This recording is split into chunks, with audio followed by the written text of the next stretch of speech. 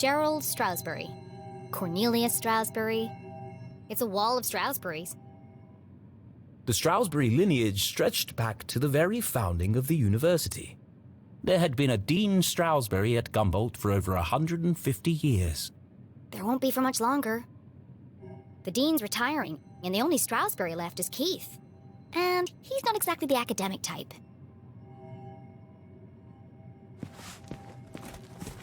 No one on duty. A book thief's paradise. There's a note on the desk.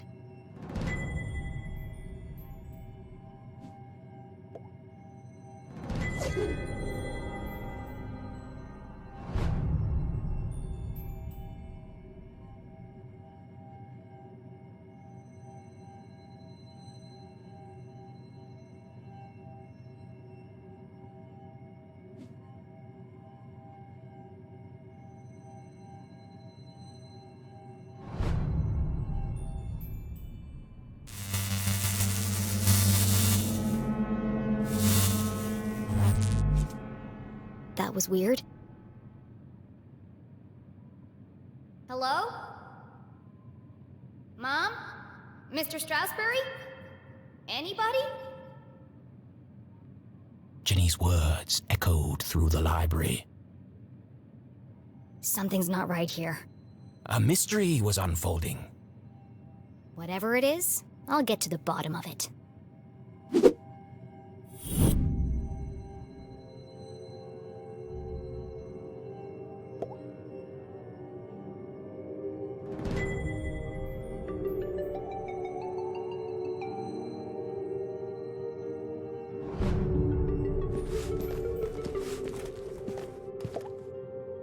The chandeliers that adorn this library are made from rare Arthurtonian quartz, kindly donated by the Glatz Foundation. The Glatz family was one of the oldest in town. They were the first to mine the valuable quartz deposits beneath Arthurton, and as such, they became incomparably wealthy. And they sure like to let everyone know it.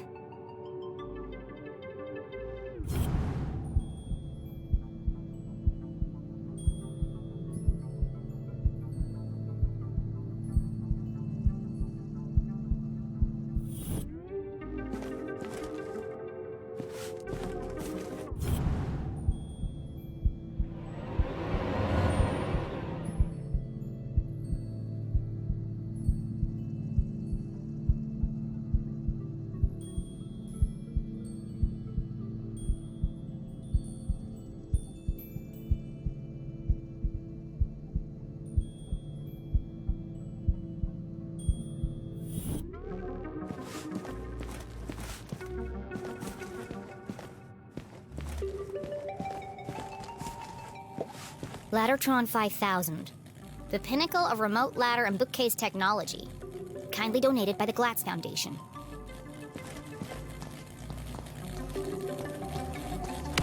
Whoa! Dangerous! The newly installed ladder system was prone to malfunction. Should have kept the old wooden ladders. They never tried to electrocute me. I need to find a way to turn the power off.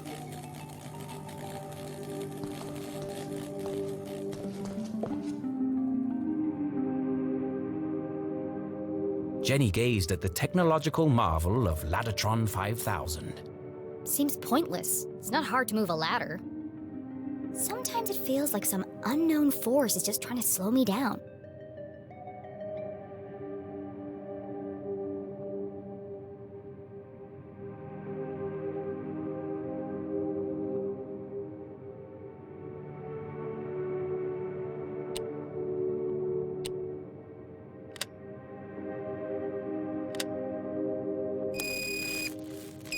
No good.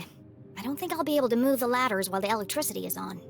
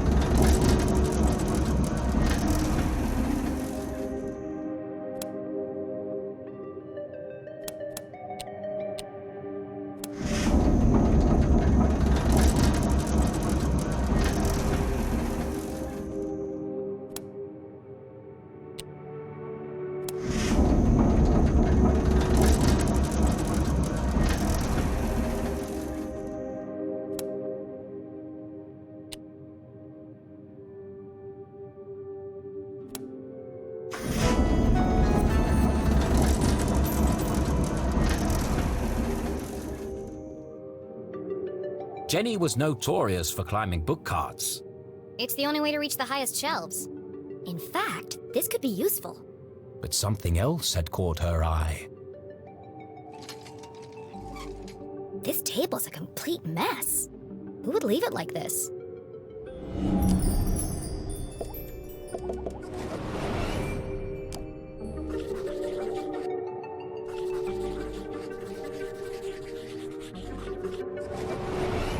Illegible scribbles, intricate diagrams of giant machines, a worn copy of Aliens in Arthurton. Jenny knew only one person could have been sitting here.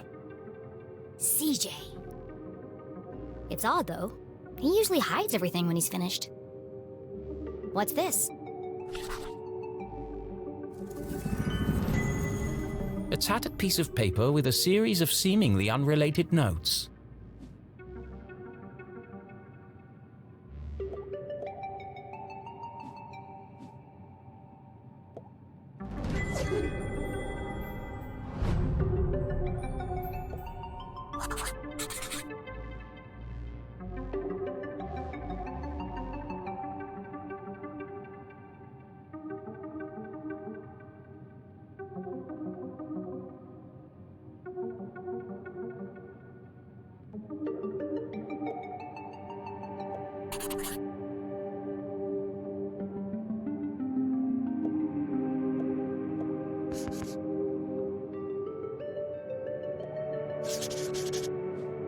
UFOs, shadow men, experiments on corpses. It seemed that CJ was unraveling a mystery of his own. Wait, there's something on the other side.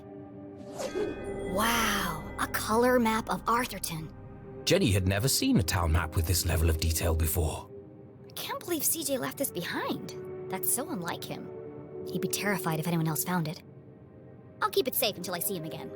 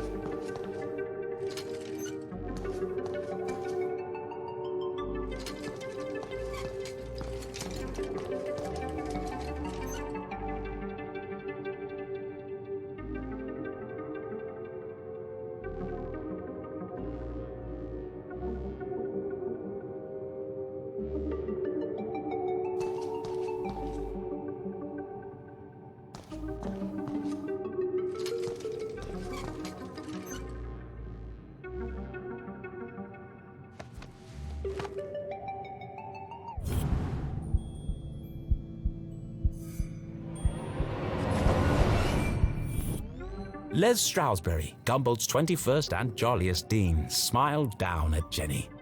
Looking a bit wonky today, Mr. Stroudsbury. A pair of wires ran down the wall and disappeared behind the painting. What are you hiding back there? No secrets between friends, Mr. Stroudsbury. Jenny stood on her tiptoes and delicately removed the priceless painting from the wall. Oops. Aha! Precisely what I was hoping to find. It was? Let's see. Lights, bookcases, ladders. I'll cut the power and continue my investigation. But Jenny knew better than to play with electricity, so she left it alone.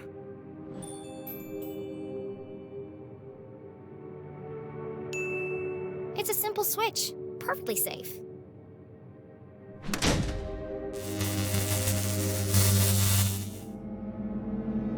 The eerie silence unnerved our tiny hero. But even worse was the dark. Jenny had always been terrified of the dark. Just breathe. A great detective never succumbs to fear.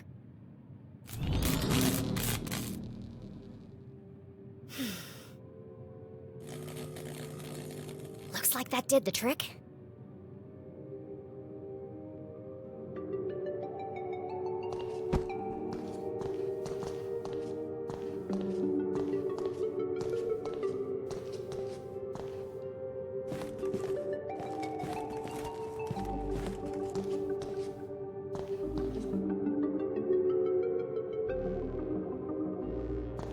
Jenny stopped in her tracks. The sign clearly read, "Wet floor, caution." Her path was blocked. You're kidding me, right? Trampling muddy feet over a perfectly clean floor? She was a maverick, not a monster.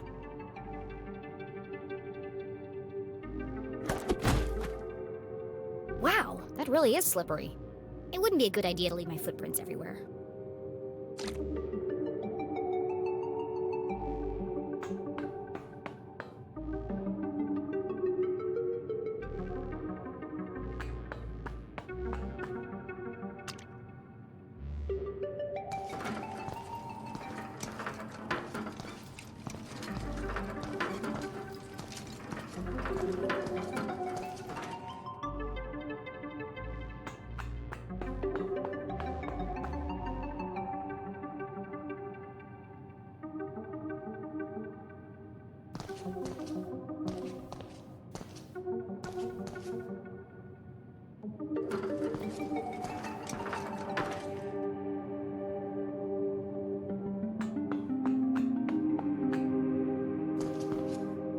Rare books. Our most precious collections reside in this temperature-controlled room. Kindly donated by the Glatz Foundation. Yeah, we know.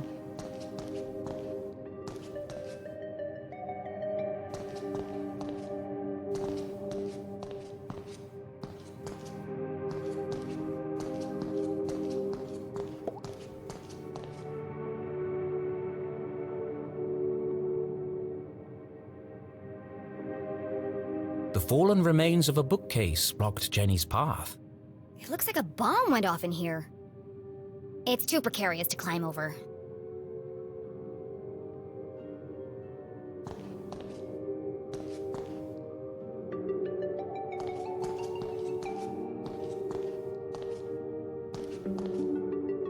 It's locked. No problem, I'll just pick it. Jenny was skilled with a lockpick, having watched her mother demonstrate the process countless times. But that was just for fun at home. This was the real world. You couldn't just go around picking other people's locks. That was a crime. A great detective knows when to bend the rules. And the paperclip she has in her pocket.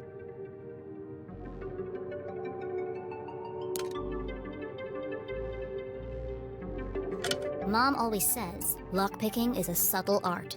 Move slowly and search for the sweet spot.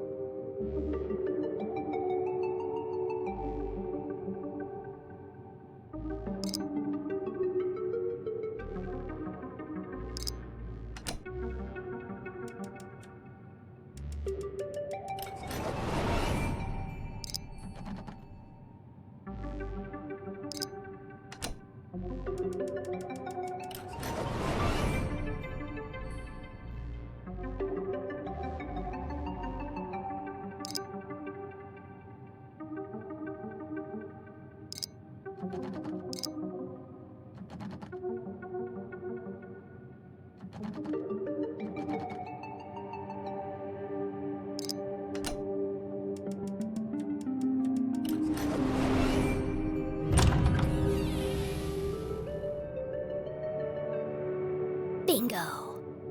It must have been a rush of blood that caused Jenny to act so irrationally.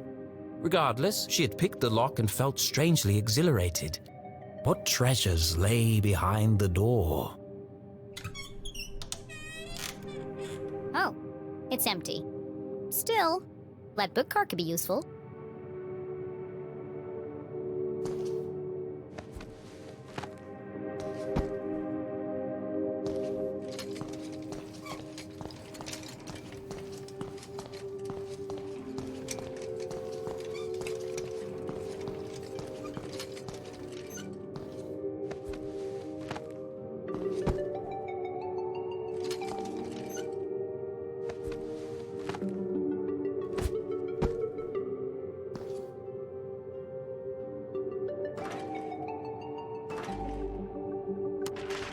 Something's blocking the ladder.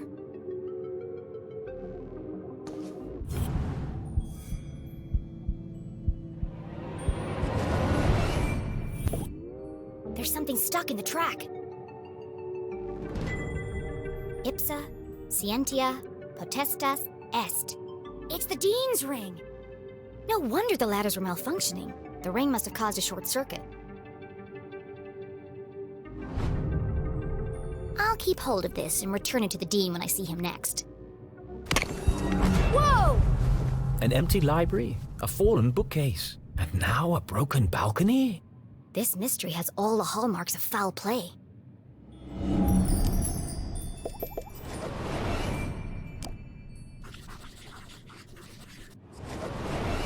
They say words can't hurt you.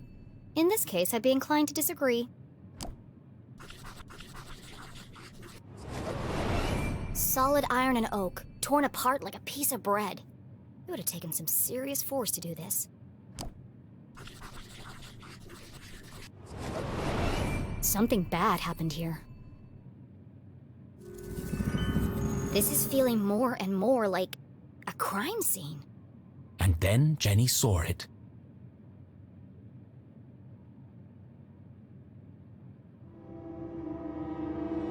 Covered in a ripped curtain and surrounded by broken glass.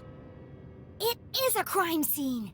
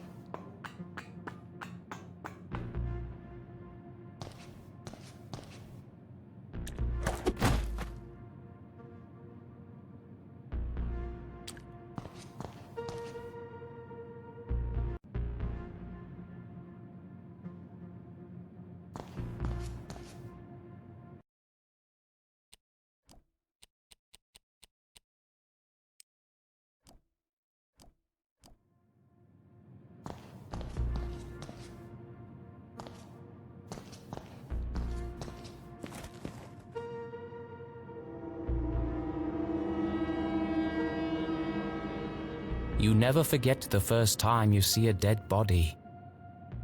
It harrows the mind, terrifies the soul, scars you to your very core. A dead body? No way! This is amazing! Who lay under that curtain? Who had breathed their last breath? Who had shuffled off this mortal coil to meet their maker? It could be anyone. I mean, it could be an escaped lunatic from the asylum. Or an axe-wielding maniac on the run from the cops. It could be... It could be... Mom? Oh no. Please, no. No, you never forget the first time you see a dead body.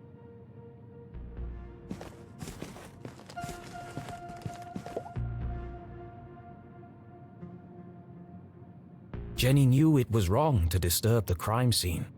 But I have to know who's under here. Slowly, she drew back the heavy cloth. Please don't be my mom.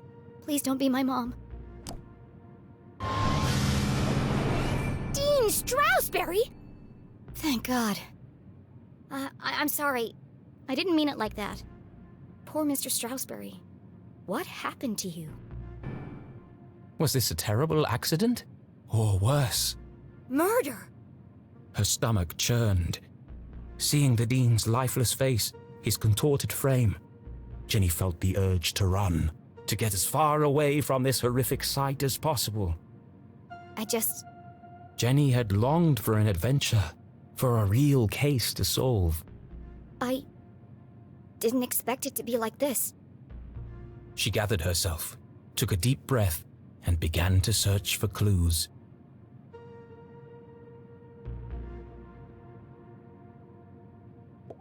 He looks like he's been dead for weeks. His skin is pale and colorless, and there's a strange mark on his neck.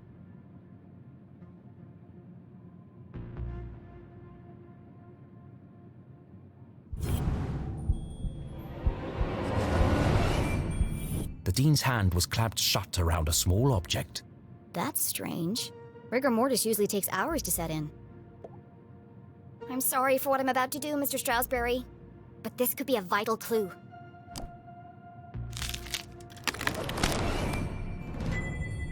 Mom's ID card? But that means... Julie LeClue had definitely been here. she could be the last person to have seen him alive. She could be the killer. Impossible. My mother's a forensic expert. She'd never leave such incriminating evidence behind. But even the smartest criminals made mistakes. Jenny couldn't deny this looked bad for her mum. If anyone else sees this, they'll jump to conclusions. They'll think my mom's a murderer. Unless... A peculiar thought crossed Jenny's mind. Unless... there's nothing to find.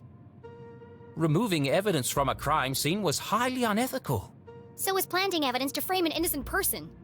She had no proof of that. I have to do something.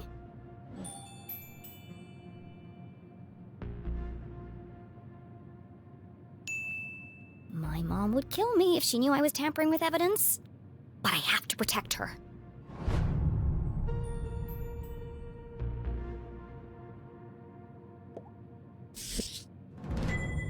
It's a book about predicting the future. I suppose it didn't belong to Mr. Stroudsbury then.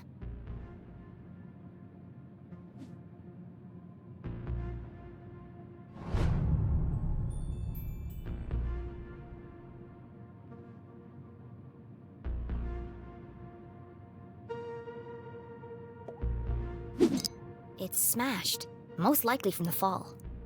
The hand stopped at 3:57 p.m. That gives me a potential time of death. If Jenny had arrived just a few minutes earlier... I might have been able to save him.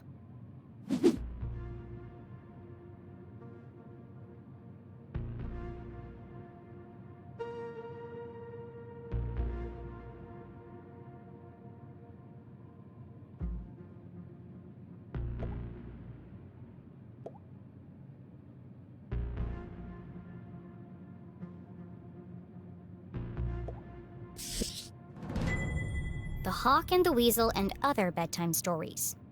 It could be important. Then again, it could have just joined the Dean for the ride.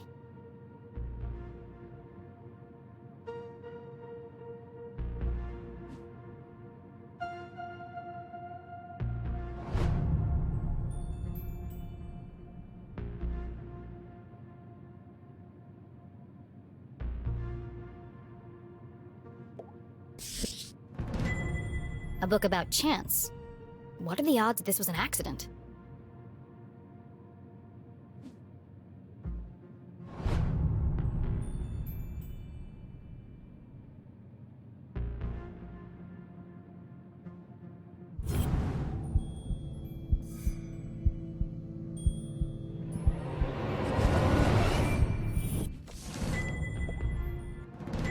The Dean's planner lay open on today's date. Perhaps I can retrace his steps and create a timeline of events.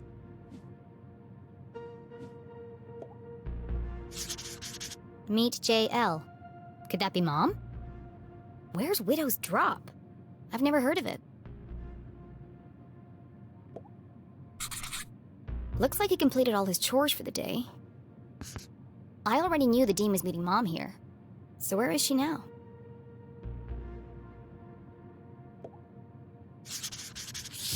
He sure was working hard on that speech. I'm sad he won't get to deliver it.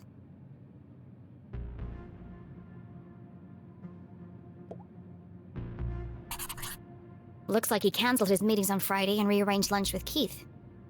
Oh, poor Keith. Jenny didn't know how she would break the news to him. But I should be the one to tell him. Gossip spreads like wildfire in Arthurton.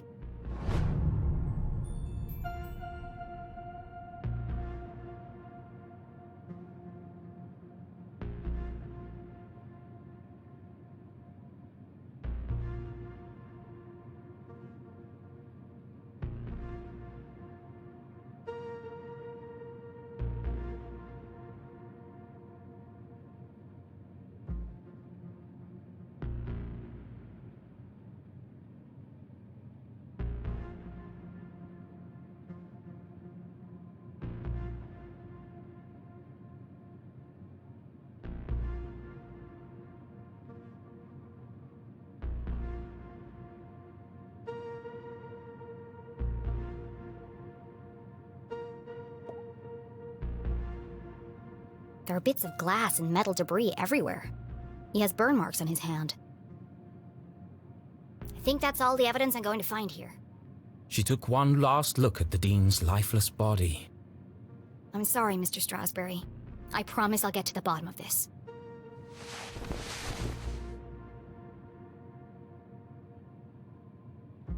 Jenny knew she should leave and call the police.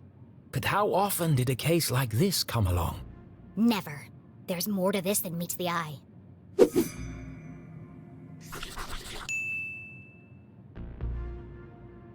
Some of this evidence must be connected. So she opened her journal to join the dots. What was the apparent cause of death?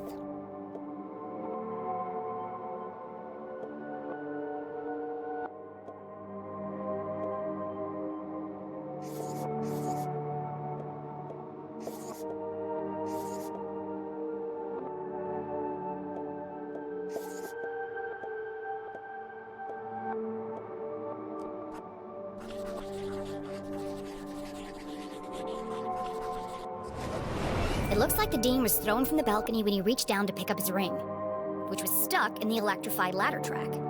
He grabbed the curtain, but it didn't slow him down. He landed on a bed of metal and glass debris.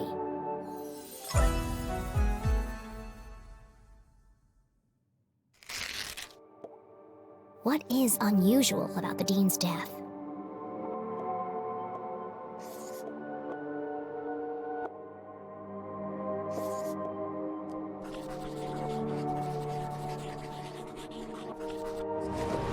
Dean has a strange mark on his neck. All the skin around his face is gray and gaunt. I've never seen anything like it before. He's holding my mom's ID card, which makes her the prime suspect. But why would she, or anyone, want to kill Dean Strasberry?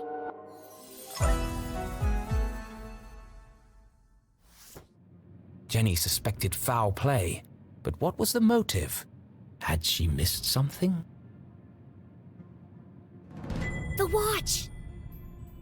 The Dean's watch stopped at 3:57 p.m.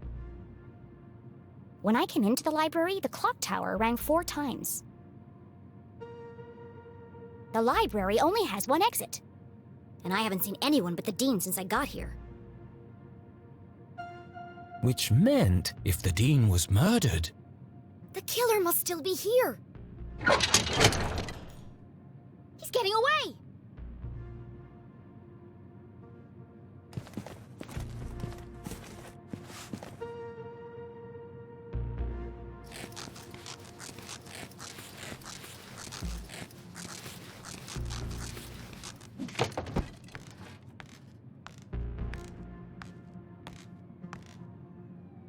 Jenny could hear police sirens in the distance.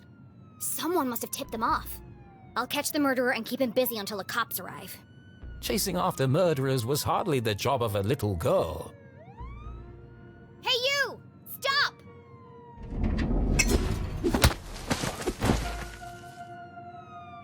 Despite surviving her fall without so much as a broken bone, Jenny couldn't help but feel she had failed.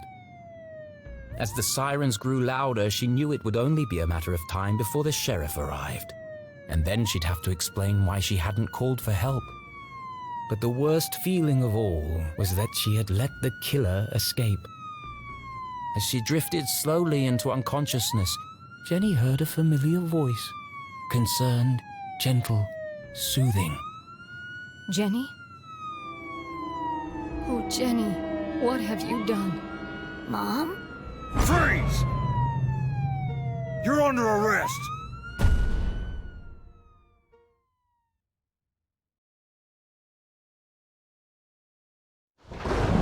What have I done?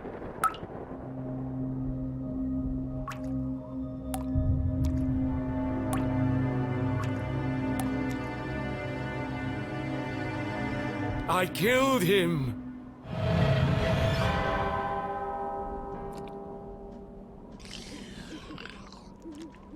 This is all wrong. Murder in Arthurton?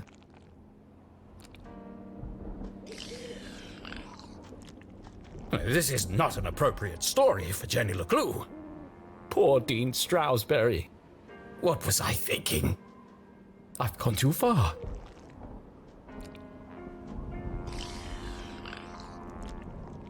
Perhaps I should take a break. Come on, Rufus. Let's go for a walk. Clear our heads and work off some of this jam.